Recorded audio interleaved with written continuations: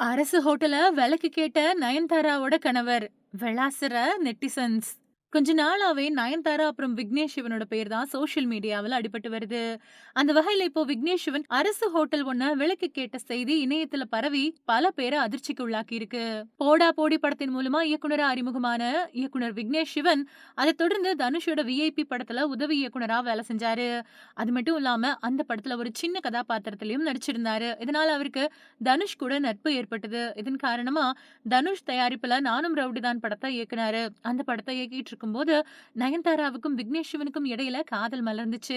அதுக்கப்புறமா 2 பேரும் living two ரிலேஷன்ஷிப்ல வாழ்ந்துட்டு வந்த நிலையில 2022வது வருஷம் 2 பேரும் கல்யாணம் பண்ணிக்கிட்டாங்க.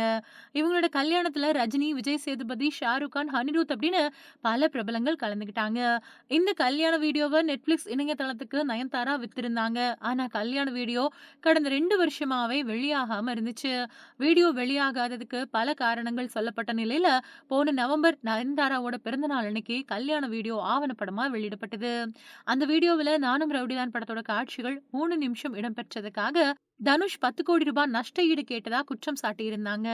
இது இணையத்துல பேசுபொருளாகி நெறைய பேரும் அவங்களுக்கு ஆதரவும் தெரிவிச்சாங்க. சில பேர் நயன்தாரா கல்யாண வீடியோ வித்து பணமாக்குனப்போ, தனுஷ் நஷ்ட ஈடு கேட்கக் கூடாதா? அப்படின்னும் சிலர் கருத்து தெரிவிச்சுட்டு வந்தாங்க. இந்த நிலையில நயன்தாராவோட கணவர் விக்னேஷ் சிவன் அரசு ஹோட்டல் ஒண்ண விலைக்கு கேட்டிருக்கிறதா தகவல் வெளியாயிருக்கு. பாண்டிச்சேரிக்கு சொகுசு கார்ல வந்த விக்னேஷ் சிவன் புதுச்சேரி சட்டப்பேரவைக்கு போய் புதுச்சேரி மாநில சுற்றுலாத்துறை அமைச்சர் லட்சுமி நாராயணன சந்திச்சு ஓட்டல் தொழில் தொடங்குறத பத்தி பேசியிருக்காரு. அப்போ புதுச்சேரி கடற்கரை சாலையில இருக்கக்கூடிய சீக்கல்ஸ் ஹோட்டலா விலைக்கு கிடைக்குமா அப்படின்னு கேட்டிருக்காரு. விக்கியோட இந்த கேள்வியால ஆடிப்போன அமைச்சர் லட்சுமி நாராயணன், அந்த ஹோட்டல் சுற்றுலாத்துறையோட வளர்ச்சி சார்புல இயங்கிட்டு வருது. அத வாங்க முடியாது அப்படின்னு சொல்லியிருக்காரு. அதுக்கு பின்னாடி விக்னேஷ் சிவன் புதுச்சேரி கடற்கரை பகுதியில இசை நிகழ்ச்சிகள் நடத்த ஏதாவது இடம் கிடைக்குமா அப்படின்னு கேட்டதா சொல்லப்படுது. அதுக்கு அமைச்சர் 2017வது வருஷம் டெண்டர் கோரப்பட்டு ஏலத்தோட அடிப்படையில புதுச்சேரி கடற்கரை தனியார் வசம் ஒப்படைக்கப்பட்டுருச்சு. இப்போ அதுல எதுவுமே பண்ண முடியாது அப்படின்னு சொன்னாராம். அப்போ அமைச்சர் லட்சுமி நாராயணன் ஒரே நேரத்துல 4000 பார்வையாளர்கள் உட்கார்ந்து நிகழ்ச்சியை பார்க்க முடியும். அதுக்கு அரசு நிர்ணயம் பண்ணியிருக்கக்கூடிய கட்டணத்தோட ஜிஎஸ்டியும் சேர்த்து செலுத்தினாலே போதும்.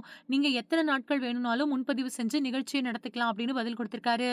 இந்த செய்தி இப்போ இணையத்துல பேசுபொருளாகி இருக்கு. இந்த செய்தியை பார்த்த ரசிகர்கள் எல்லாத்துக்கும் காரணம் பணத்திமிர் அப்படின்னும் கருத்துக்களை சொல்லிட்டு வராங்க.